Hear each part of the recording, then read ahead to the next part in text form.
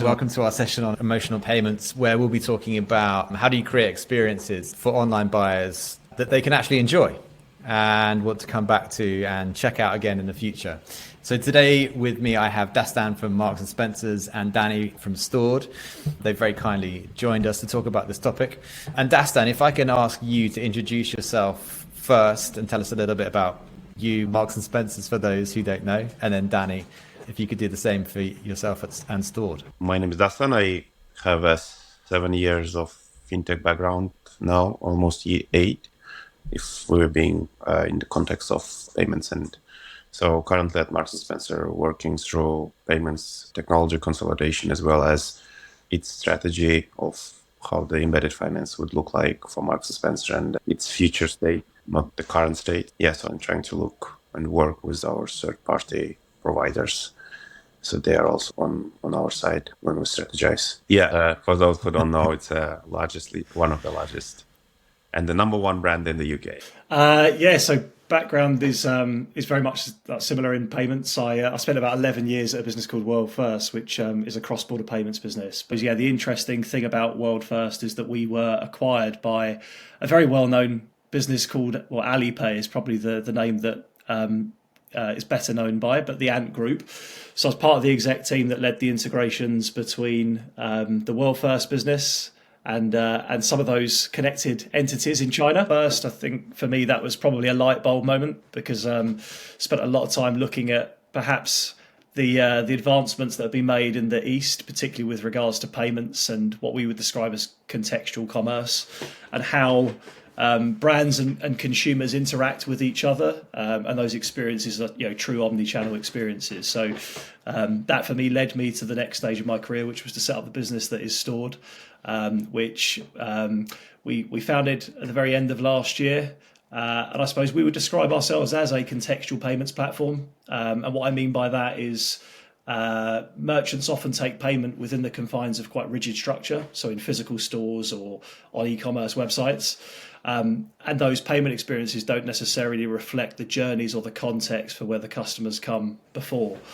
And actually for us, that's really interesting. And we allow merchants to effectively spin up micro payment experiences in a matter of minutes that meet those needs. Thanks, guys. I want to set up the premise for today, because commerce as it stands today is good and fine and working well online, as well as in the bricks and mortar store. And we've seen a shift post-pandemic from more traditional bricks and mortar businesses to those looking to be online digital first stores. And now we are trying to look beyond that experience of just the digital store and one channel to actually stores that can provide a great experience, not just a transactional checkout experience, an experience that actually inspires the customer to come back to transact again through a great buying experience, which was potentially possible in a bricks and mortar store before. But how do we create great buying experiences through our digital channels, and therefore how do we connect with the buyer and create an emotional connection, and so they will enjoy checking out again? A question for you both, and maybe I'll come to you, Dastan, first. But what is a good buying experience? How do you define that over at M&S? What do you talk about? What do you personally think about? The offline experiences compared to other peers within that range of retail, brick and mortar, I think M&S is doing quite good. But the online one, I think there are so much thing to improve going forward. And the people shopping habits changed, as well as there is the overall interaction within the digital space have changed a lot within the last 3 years. And it puts a lot of pressure on expectations. And M&S had a very traditional mindset in terms of how this transaction is seen. And what we are seeing now is that the wallet transactions are just skyrocketing in an aggressive way for the last a year. I can see that. But other than that, there is no post-transaction interaction with customers, basically. So it's, as you said, it's very transactional.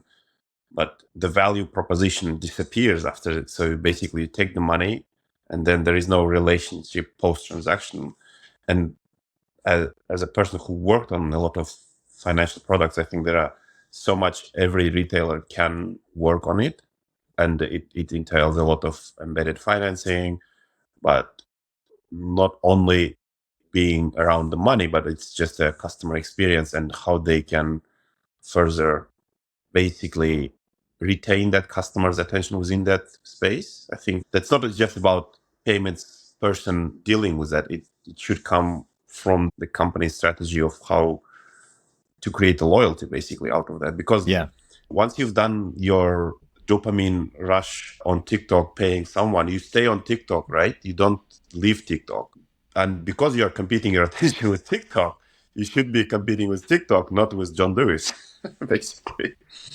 Yeah, I like that. That's a good segue, actually, especially with some of the things that Danny is doing over at Stored. If you want to talk about social sales, new channels, and influencer sales, Danny, what if you're reimagining the future? What does a good buying experience look like for you? Or what do you think it should look like for all of us? I suppose the short answer is it's a successful one, right? And I think for a merchant, how do you define success? Ultimately, it results in a successful purchase and sale to end customer. But for the customer, I think actually a successful or good buying experience is one that leaves a feeling and a good and positive feeling for the customer. And that's this point around emotion that we talk about. The act of making a payment or buying or spending money doesn't always necessarily come with positive emotions. However, the good feeling does come from the satisfaction of buying the product that I want and need. The challenge to that is that quite often, unfortunately, the buying experience presented to the customer can stand in the way of that positive feeling. So things like disconnected journeys, lack of context for the journey that I've just taken, complicated buying process, overburdensome checkout experience, all of those things provide a sort of like depreciating sense of satisfaction for the purchase that I've just undertaken. So great buying experience for me is like relatively simple. It has context for the journey and experience that I've come here, from and to. It adds value to me as a customer, and ultimately it reduces the path of friction from me and this excitement that I feel about buying this product and actually making that successful purchase. Dastan said two key things for me, which is one, really a goal of any retailer or anyone is to create loyalty with that customer, right? So that it moves away from a one-time purchase to a loyal customer that wants to return and keep spending. So how do you create loyalty? Number one. And then number two, if you're M&S, for example, you may be competing with another retailer in your space and looking at what they're doing, but actually you're competing for someone's time, and someone's time is being spent, let's say, on TikTok, or they've purchased something on TikTok. And so you need to be creating with their attention span for whatever is going on TikTok. Because as Dastan said, if you go and buy something on TikTok, once you finish your purchase, you probably can just continue scrolling and doing whatever you're doing on TikTok, and you're back. And I thought that was really interesting, a couple of points, because loyalty and customer attention are really our goals here. But how do we do that? We need to create some kind of emotional attachment with the buyer. And we do that by creating great experiences.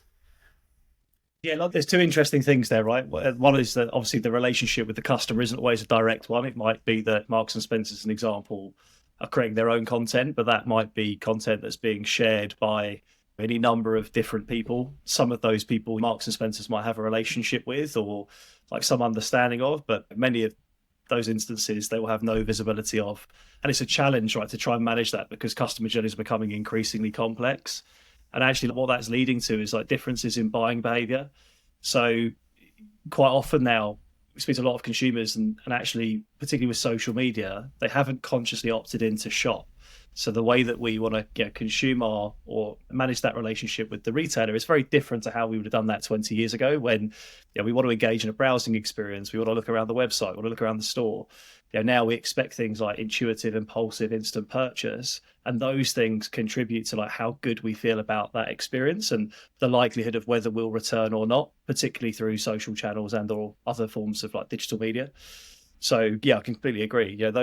Those positive moments and taking someone from like this point of consideration and excitement through to cool, get this product, can be really long-winded, can be really complex and challenging. And the more that retailers can do to make that an emotional or exciting or frictionless experience, the more chance you've got of a repeat purchase.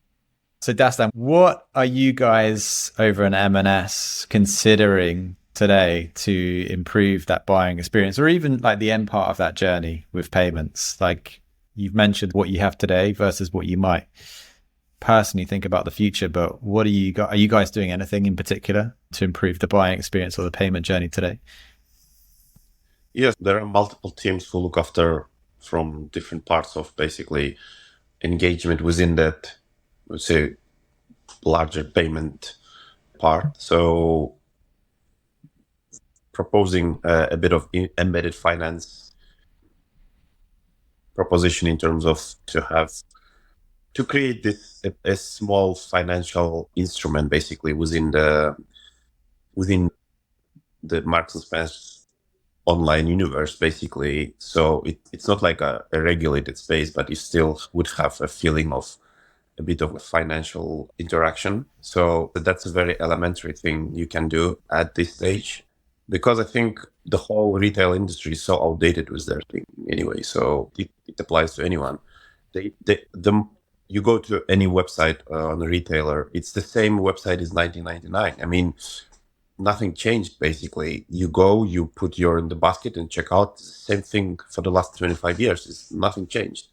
So, and then you have on the other side. So I think truly is to create this expectation from yourself that you want to merge into this seamless customer experience, so that they wouldn't care that you are they are at M&S because the experience is so good as in TikTok.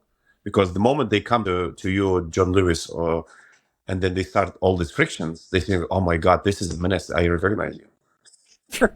So we want that not to happen. I think that's the strategy.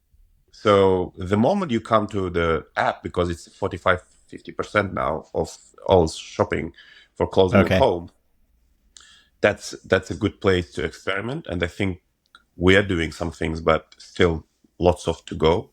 So I think it's all about how you want to position yourself against the other players, basically. We don't want to solve our M&S problems and proposing more frictions for our customers. It's horrible, right? So we want to remove that and get this smoothness more into the whole experience. Still a lot of things to do, but I think we're just scratching the ground. Yeah, it's interesting. We've all, going back to the sort of genesis of digital commerce, we've basically put a bricks and mortar store online. We've put radio on TV. We've put TV on the internet. Like we're still using those old models, and there needs to be a revolution more than a sort of evolution, really. Yeah. Danny, tell us a little bit about, we've been talking about social and social selling in terms of how things are moving and moving towards that. Can you tell us a little bit about some of the ideas that you guys have got with social selling and influencers, and effectively the relationship that consumers create with those influencers and the opportunity that sits there? Yeah, sure. I think what we're seeing is that the relationship between the brand and the customer perhaps is changing and shifting, and what you're seeing with social media, and in particular the influencer culture that exists today, is that loyalty today is quite often to a personality or an individual as opposed to a brand. That makes sense. I might follow somebody online that has a similar value set to me. They might have similar tastes. They might enjoy similar experiences, and whatever they talk about, I might well be interested in, right? For me, as somebody that's consuming that media, it's not necessarily about brand loyalty, but it's about common interests. And I think brands obviously recognize that. And I think tapping into that is key to any successful online or digital e-commerce business today. I think, how do you make that, I think Dastan's point, like how do you make that frictionless is the challenge, because I can consume something on Instagram that looks, feels exciting, cool, fresh, funky, and then I hit this traditional e-commerce site for a brand that perhaps have some negative sentiment or connotations around their traditional online experience, and that puts barriers up straight away. So I think what we're really focused on is like, how do we allow brands and influencers, content creators, online personalities to co-sell products. So how do I ensure that I'm not taking you from like this experience here that is very much about me and my experiences and everything that I'm talking about straight into this environment, which is completely in conflict with everything I've just told you. There has to be a way that journey can continue that makes it to some extent, connected. And that's what we're really focused on. Yeah, we're allowing and working with brands today that effectively are allowing content creators to spin up almost like microsites or micro payment experiences for the products that they sell. So that when I come into this next page, I can see the content creator wearing those products. I can see them experiencing those products, but ultimately I can buy those products and two-tap checkout from the retailer that's selling those products. And we want to make that as simple and as easy and as frictionless as possible and allow both sides to benefit. It's a really interesting buyer journey now to from how we discover products to how we end up checking out. Sadly, we end up checking out through a subpar e-commerce experience. Yeah. But yeah, things are changing in terms of how people find out about products. And as you say, that advertisement, whether it's more traditional or through an influencer brand, can create great appetite for the thing that they've seen. And then the rest of the experience just doesn't marry up. And you've potentially got influencers that are doing some of that loyalty, as Dastan mentioned, on the retailer's behalf, but the retailer isn't actually equipping those influencers or other channels to do loyalty well, or in a joined up way, for sure. I don't know, Dastan, have you got any thoughts on that? Or I think I agree with Danny, what you're saying. I think a couple of points is a lot of e-commerce or whatever the experience we have now, it's all engineering driven. All these IT guys sitting behind in the dungeons driving. I have nothing against the coding guys, but this is mostly those guys are driving, not the consumer comfort. And then we're trying to adopt to those. Oh, this is what we coded. Just take it. But so when we ask the customers, what do you want? The customer doesn't know what they want because they don't know the limitless possibilities of the IT.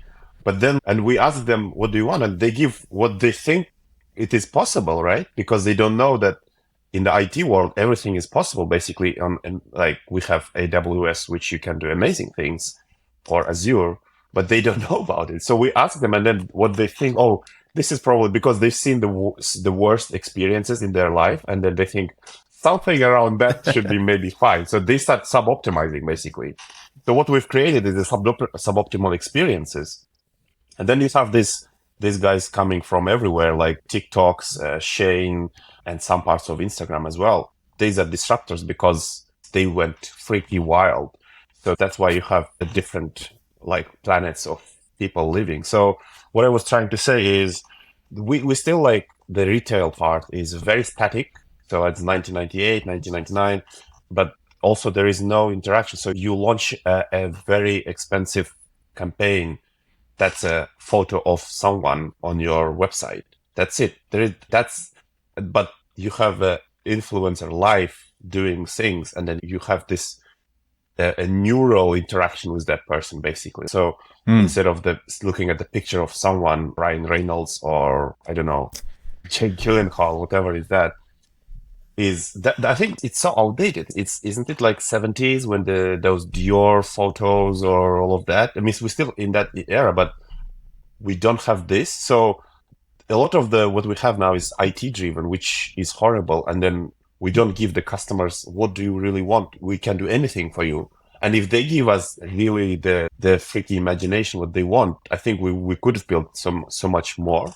But it's just laziness of all the merchants or any developers basically in the IT world. So that is highly connected to the social sell, because social selling, why it's popular, because they gave this wild imagination to go rather than the traditional commerce players. Yeah, so that's my a bit of rant. And I like it. It's a good soapbox. I was gonna make a point there actually, because I think it's an interesting one, which is social commerce, and particularly like influencers and content creators, provide a big opportunity for retailers and brands to test new markets. So I think what you see quite often is a brand like Marks and Spencer. Let's not use Marks and Spencer's. Let's use something. Boohoo or everybody that's commonly using an influence strategy, they might be using or accessing particular communities or pockets of communities that they know to be relevant, but perhaps aren't necessarily aligned with their core demographic. And then the challenge that you then have is that my website is built in such a way that it's structured as a one for all experience, right? It represents my brand as it is today. It talks to my core demographic of customers and everything that they believe and know about my brand.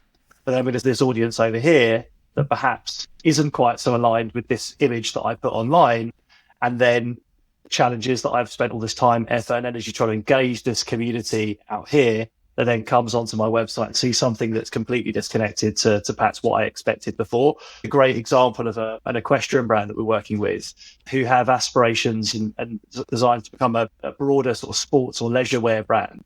But at the moment today, they are an equestrian brand and they're working with influencers and content creators to drive traffic to the website. But the challenge that they have is that when the customer comes there having seen a yoga mat or a yoga outfit on an influencer or a content creator, they then land on an equestrian site that has horses on it. And that's like that instant disconnect of, okay, I was expecting to see this, but I saw that. And I think that's to say there's an example, an extreme example, but I think that happens across the board, almost universally with every brand that's trying to test new markets and demographic. There's a lot of good stuff in there. One of the points Dastan brought up, I guess, around who's really driving the innovation is interesting to me, because if we are genuinely to shift the experience of online commerce forward, then we really need to either imagine together or actually help the people that are making the tech imagine with us or do the imagining for them, as well as the consumers. Because a lot of retailers that I know of, from small to large, are thinking about their technology stacks. They're thinking about moving to things like microarchitecture and looking at how they can actually connect part of their order management to whatever and making their kind of operational tech lives easier. And if you ask them why they're doing it, they often say to improve the experience, not only for themselves, but fundamentally for the customer, which to me is laughable, because ultimately you end up with exactly the same site after they've spent $1 million recreating it all, with some optimization that no one sees and only a couple people care about. Sure, it might save the business some money, but you end up with exactly the same shopping cart, put some products in it, check out. As a consumer, I don't care what happens behind the scenes. But we've got so much innovation in inverted commas in tech, but we end up with the same buying experiences, the same consumer journeys, basically. Yeah, the current, I would say, the whole building products for digital space is there is this, so the 98% of the online products we have now is driven from the industrial mindset. When you like basically architecture, you have the building and you have constraints, like physical constraints. And that's the mindset, how it works now with people, because we used to build most of the physical buildings. And then when it came to digital buildings, we think the same way as physical, but in digital, you can do anything basically. But people still think in that physical world frameworks. And then that translates into customer products, which looks like, oh, I create these wireframes and then I give it to my engineers and then build it. And then we get the focus group and say, yeah, it looks good. Yes. And then we ship it. I get my bonus. Everyone is happy. Bye-bye. That's like still is this 1950s mentality. And then the current product management is about just sub-optimizing, tinkering around the same thing, not creating amazing experiences. And we don't, 99% of all the product managers in the world, they just upkeepers of that thing. Why you exist anyway, if you can't go a bit in that way? But that's the mindset shift we need. And that's why we have so many crazy people coming from these disrupting players, which go so quickly into the top, because customers really love it. They think, oh, wow, this is possible actually. Why do you can't do it? That's the mentality, right? So we should change probably that, and then customers always right, and then they always want the best, but we don't want to work. It's just keep that old Yeah, just architecture. prop up the old models and keep them going. Yeah, Yeah. absolutely.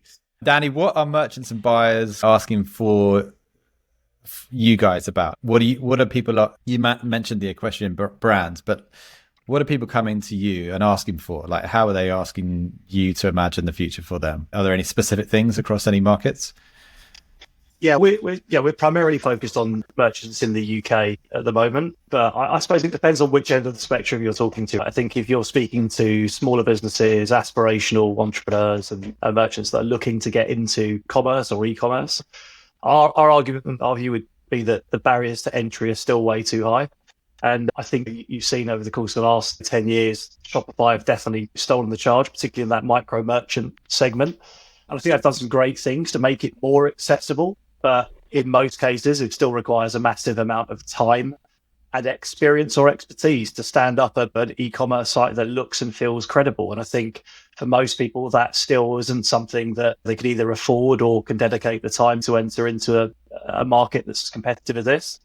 And I think that end we're firmly seeing that I think the expectation is it's changing and shifting, and technology will evolve as such that businesses will expect and will be given the technology to stand up digital payments or e-commerce experiences to sell products to their customers anywhere across any channel in a matter of minutes. And I think this expectation that you can spend 2 or 3 months putting together an e-commerce site won't exist in the future. Second bit, I think if you're thinking about larger merchants, the M&Ss of this world, so Dastan's a big advocate of this and making all the same noises. I think what larger merchants want is flexibility. It's the flexibility to be able to build and construct experiences for their customers that meet the customers when they find them, provide context, provide relevant value as part of those experiences, not just to convert them, but to truly engage with them on a slightly more meaningful level. We talked about this point of a digital storefront or an e-commerce site being a digital representation of your physical store. It's built for traditional behaviors. I Google your brand, I find your website, I have a look around, I put items in a basket, I buy them. But the reality is that kind of behavior is a subset of consumers, right? But it doesn't really exist in the way that it used to. And maybe I'll give you like 2 examples. And I think this is perhaps taking it more around less digital, but like truly phygital solutions, and the expectation now, I think, for both merchants and for the customer, that wherever I meet or find your products, I want to be able to interact with that in some way, shape or form. And I want to be able to buy it wherever I find it. We're speaking to 2 different, but both larger retailers that have some slightly different needs. One of them is an interesting one because it plays on the social media concept, but they do a lot of work to promote products online via influencers. But the byproduct of that is that every now and again, an item goes viral or a group of items go viral. And that happens consistently. And they know that it happens, but the nature of the beast is they never know what's going to go viral until it goes viral. And it might happen overnight, right? It might happen overnight when everybody else is asleep. And then how do they react to that? How do they react to it in a physical environment is becoming really important. So for them, they're looking at, okay, we'd love to empower our store systems to create physical visual displays of those products that have gone viral yesterday evening. But I can't go to my e-commerce team and ask them to put together these pages or these structures because, to Dastan's point, they're busy, one, but also like the confines and the constraints of a traditional e-commerce site don't allow for it. So how do we allow people on the ground, marketeers, people to create these experiences in a matter of minutes, put that behind a QR code within that link to allow people to interact with them?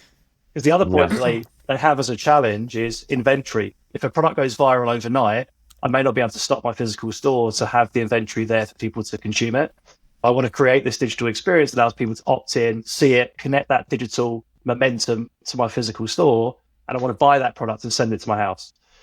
So like, it's those kind of things that really for us is pretty interesting. And one more example, perhaps, where it's a physical merchant trying to capture the value or the benefits that you get from a digital experience, which is that increasingly, and Marks and Spencer's will know this all too well, consumers are coming into physical stores and they're starting mobile journeys, right? We can't stop it. It happens. But unfortunately, because merchants aren't controlling or taking ownership of that process or experience, where do people go? They go to Google.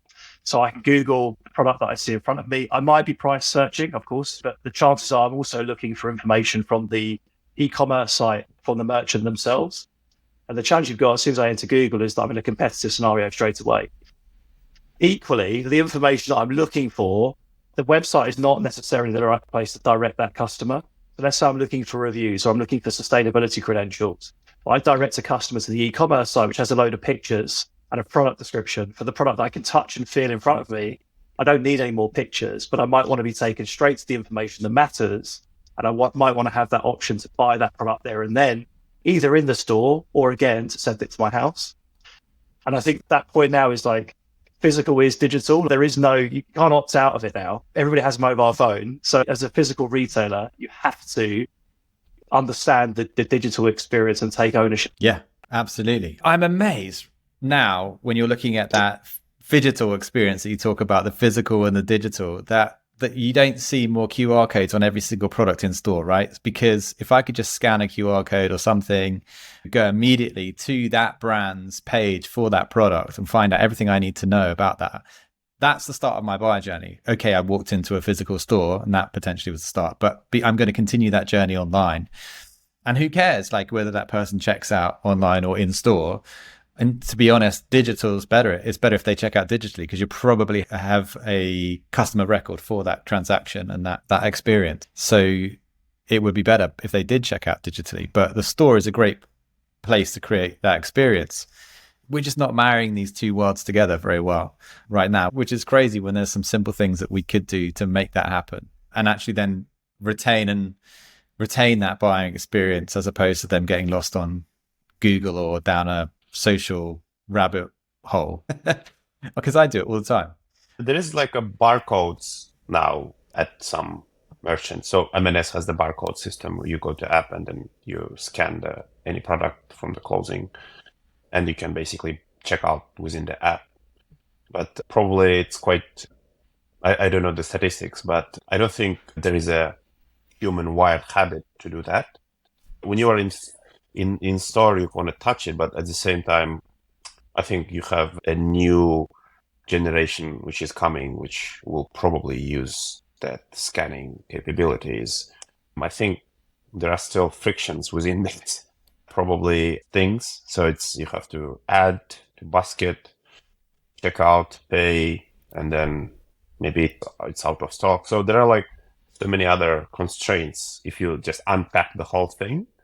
So it's just barely the elementary thing you've done, but I think we don't go beyond of what is really that of you just barcode and what's after that. It's a transactional, right? Still, you choose the colors, size, boom, buy.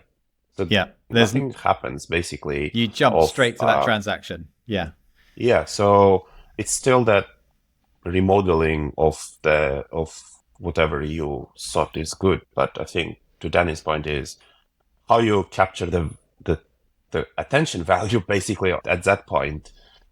And my fear is that a lot of these things may come from other sources of players within the digital space, not retailers, apps maybe, I don't know. I'm not saying that it's not going to work out for anyone, but there may be some other points of capturing that value or that attention or loyalty, basically. Because when you pay for that item, you think you're capturing the value, but the value is not the money. There is like a implicit value which is hidden, right? Which is the loyalty, the other things, which I think we are not capturing it's anything. Like I go to Zara, they have the horrible scanning experience as well. So I think that all the retailers still have long to go, but there are like other players which probably will come in the space and then create an R combined within that space,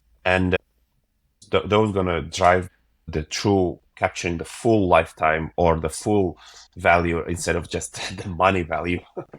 You see what I mean? Yeah, absolutely. I bought something off of eBay the other day, and I generally search eBay for secondhand cheaper goods, but I thought what was really interesting was I could actually ask a question to the seller, and he got back to me within, I think he got back to me within 15 minutes, and we had a bit of a back and forth conversation.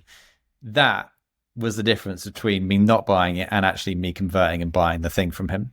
And it was actually a new product that he was selling. But I thought that was really interesting because he didn't make the product. He was selling someone else's product, but he knew a lot about it. He was really happy to have a conversation with me. It didn't take too much from him. He probably did it on his mobile on the way to work. Who knows?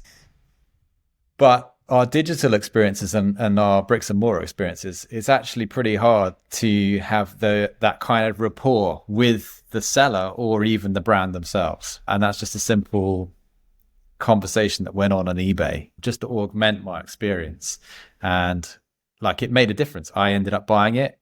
I've shortlisted this guy for his other products now.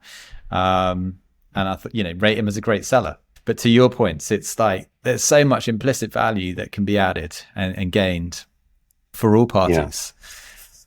Jumping down, because we've only got a few minutes left in our session, it sounds like we need somewhat of a sort of revolution as opposed to an evolution that I mentioned earlier. And we've talked about some of the things that might be in that revolution. We've got some crazy people out there doing it already, but it's not in the mainstream.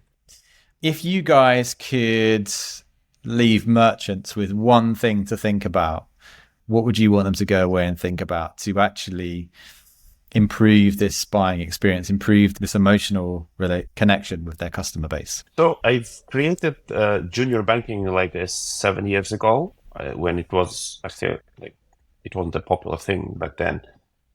So basically you sign up your kid to your banking account, mobile banking app, and then you limit. So we limited the purchasing options. It's just the drinks or so no alcohol, and then you cannot take money from the ATM. So you can see and track. And that's for the customer. But for us, you also create a sticky loyalty since the child's this very small age. So by the time they grew up, they already know your bank so much. And that's like already wired into their brain.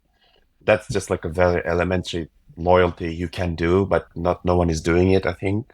Like basically what we are working is for the current, like the demographics of what you have, but you're not targeting the just newly borns and how you're gonna basically sign them up. And then because 5-year-old is so much more literate than anyone else who is mobile, and how you're gonna target them to be part of your like journey of change. But then you should have so much capability to cater for those who have half a second attention span. So I think the challenge is we are focused with the current generation. The current generation is already past, so it's a goner basically. We should think about the ones coming up, which is the generation Alpha, even not the generation Z. And so that is the biggest challenge. How are you gonna create that for them? Because I go to so many events and talks, and people, it's unregulated. There's so many challenges. It's like they don't want to accept that. It's coming, and then it's better you accept that than saying, "Oh, this is something we don't want to see," because you are ignorant, right? You are concentrating on what's happening now with ChatGPT, but this is just a 1%. So what I'm trying to say is, instead of looking at what is ChatGPT doing now, you should think what is really coming up. And then this is the same with what these guys are growing up with the expectations. The experience expectation is so high, and it's coming in a very fast-paced way. I think the challenge for all the retailers is that your competitor is the TikTok or the Shanes or whatever is that, not your peers. And the other thing is investing so much into your infrastructure of networks and all of that. That's a huge thing. And I've worked on 5G, and then there are like so many opportunities within that to build products specifically for this phygital experience. 5G is designed for that. And 6G is going to be even like on steroids, basically. So a lot of money needed, and then a lot of will to understand to both of the worlds. I think that's the biggest challenge, or I don't know, not challenge, but probably work should be done. Cool. So you've given us like 10 things there for people to take away, which is great. But we know the gap is large. Imagination, invest, and invest in the future. Danny. I think we talked about this before, but to think about like the transaction or the payment as more than that. Like the payment is like a kind of like the successful outcome of a built relationship between buyer and seller. It should be filled with excitement. It should be filled with experience. Yeah, there has to be a bit more to it than perhaps what we're delivering today. I think as payments businesses, we focused a lot on like how we can support that, but it's all been around speed and security, and that kind of just isn't really good enough now. I think for merchants really to think about that next wave of like consumerism and how people are interacting with their products, it has to be true omni-channel. And I think there is a massive opportunity for brands that sort of embrace that and don't fear it. Things like mobile commerce in store is going to be really important. There are a lot of people that have seen that as a real challenge to their business model and something that they should almost push against. But ultimately, it's here to stay. And the mobile device is a massive potential segue and a bridge between those two experiences. Obviously, I think that a lot of retailers have perhaps pushed against this idea that we allow people to move between those journeys because there is a fear by taking a customer in store into an online experience that they leave that experience, right? But ultimately, it is here to stay. That the phone is a bridge, it's a segue between one experience to another. And it's the one thing that's ever present in every buying decision you'll ever make. Whether it's on your desk or it's in your pocket in a physical store, or it's in your pocket or in your hand while you're on a train, your mobile phone is ever present. I think that mobile commerce and mobile payments are going to become increasingly important. For me, what you were saying is the opportunity is there for brands in any vertical to ultimately own each one of those experiences, but not only own. Where they can't own it and they've got a distribution network, it's to actually leverage and influence that distribution network on their own behalf and create, therefore, great end-to-end commerce experiences, which ultimately end in that customer checking out and buying a product from X brand, regardless of how they got there. But they had a great experience along the way because the retailer or the brand has thought about it and actually thought about who might be in the chain to influence that decision that buyer's gone through. And just one thing is as it's pure payments perspective. So what we have in the online experience is that it's a horrible payment experience. You may get stepped up for authentication because, oh my God, you're a dodgy person. And this is all created by these old school banks, card schemes, PSPs, whatever. These guys think they're caring about this thing, but you don't go to M&S or John Lewis and feeling you get mugged or something like that, or there's someone trying to fraud you because you feel so safe there, right? This is an experience we give to customers in retail, like in real world. But somehow in the digital world, we have this paranoia of this fraud happens. But if anyone cannot create specifically the providers of the technology, we are basically solving their problems for them, right? We go to out of app, to go to banking app, approve, blah, blah, blah. I don't care. I want everything so seamless. But we're solving this bank's problem, the 3DS provider problem, whatever is that. And as a customer, I don't want to solve it. Sorry. So that's the other part of expectation. And whoever is going to do an amazing job within that space is going to be winner as well, because if you will provide this fraudless and then no frictionless, then, and also your money is safe, then that's the winner. But we still have this, oh my God, why are you entering M&S and why are you going out from the store? Imagine this is the same in digital payment world, as if everyone is like every third or every 10th even walking out from even Zara or any John Lewis or any store. If you bought something, then it's that we still have to solve. And this is 25-year-old process still doing the same thing. And there are so much to do. There's the basic things, basically. Yeah, and I think what's interesting about that is, and this is a whole nother session, so we'll set up another webinar just to chat about that stuff. What's interesting about that is it comes back to this point that we made around kind of imagination, ownership, and loyalty with the customer. So if you know the customer and you are validating the customer in a really frictionless way, you can remove all the barriers for the end part of the process, which is the important part of the process, right? The statistic is that 20% of people leave the payment page. And they're the guys who've gone through and put everything in the basket, gone through all the research, whatever. They get to the payment page and they go, oh, this is just too hard or whatever. There's too much friction. But they're your highest intent buyers. And so you want to get rid of that so that you convert an extra 20%.